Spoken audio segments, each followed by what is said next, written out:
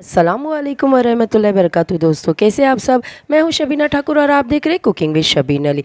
तो आज की रेसिपी सर्दियों के लिए ख़ास सौगात है और आप इसे इस सर्दियों में बनाएं और 100 बीमारियों को दूर भगाएं। बहुत ही हेल्दी है। तो ये हमने यहाँ पर ये 8 ड्राई फ्रूट्स का चूरमा लड्डू आज हम इसकी रेसिपी शेयर करेंगे।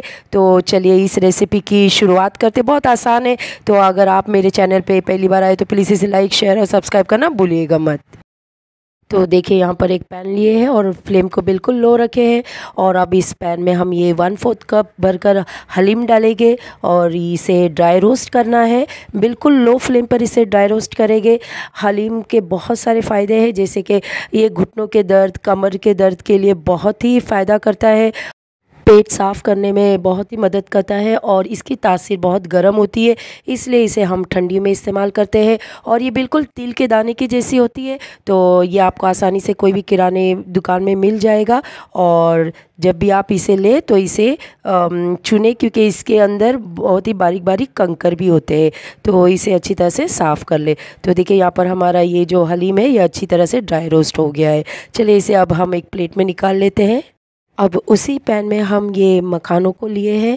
तो ये हमने 60 ग्राम के करीब लिए हैं और मखानों को भी बिल्कुल हल्के फ्लेम में ड्राई रोस्ट करेंगे। और मखानों में तो गोश्त से भी ज़्यादा ताकत होती है और ये मर्द और औरत के लिए बहुत ही फ़ायदेमंद होती है।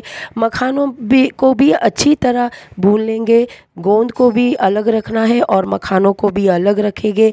बिल्कुल हल्के से भूनेंगे। इसमें एक अच्छा सा कलर आ जाए तब तक इसे हम भून लेंगे। तो यहाँ पर देखिए इसे हमने अच्छे से भून लिए हैं और देखिए इस तरह से अगर हम प्रेस करेंगे तो ये टूट जाते हैं। और तो यहाँ पर ये हमारा अच्छी तरह से भून गया। अब इसे हम निकाल लेंगे।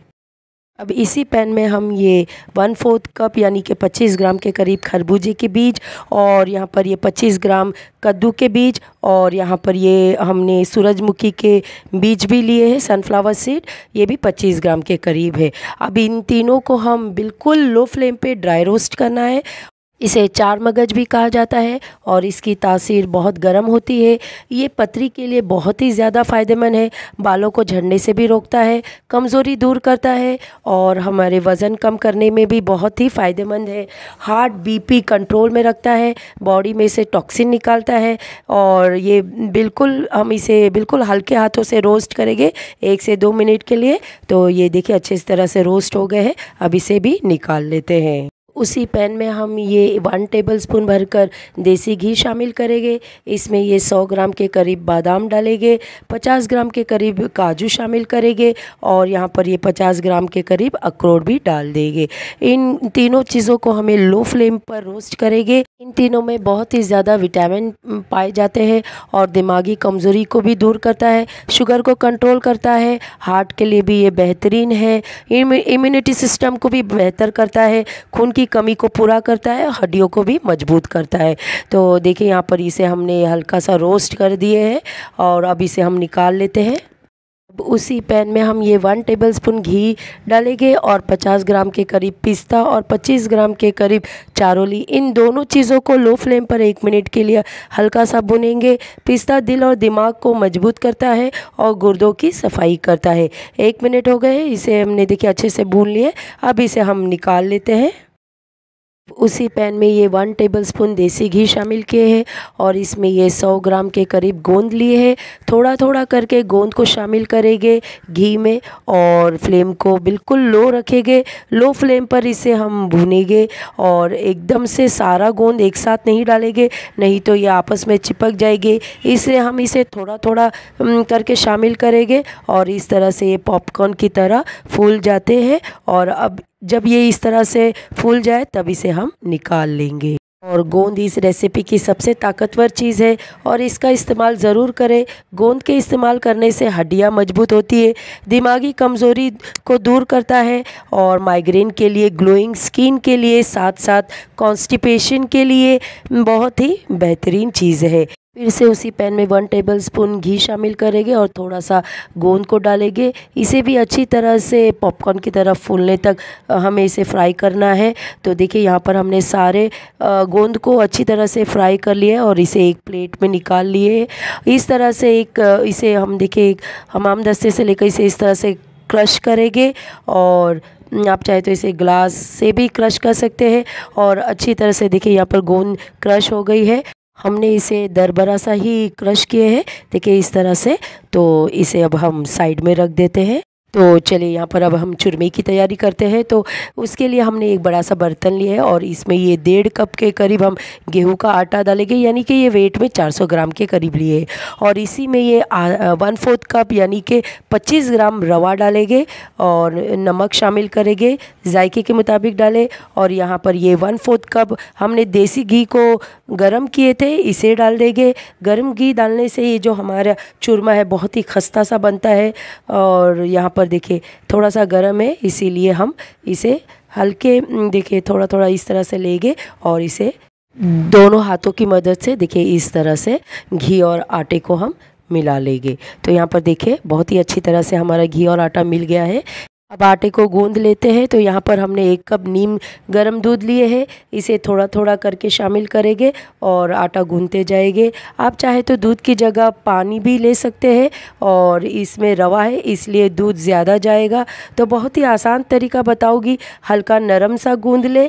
तो थोड़ा थोड़ा करके देखिए हमने दूध को शामिल करके इसे अच्छी तरह से गूंद लिया। अब इसे हम 15 से 20 मिनट तक रेस्ट होने के लिए रख देते। तो देखिए यहाँ पर 15 से 20 मिनट हो गए इसे हम रेस्ट होते हुए। तो इसे अब हम अच्छी तरह से एक बार और थोड़ा सा दूध डालकर गूंद लेते हैं।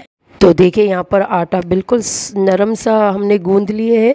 अब इसे हम 2 पार्ट में इस तरह से हम इसके 2 हिस्से करेंगे और इस तरह से हम इसके 10 पेड़े तैयार कर लेते हैं।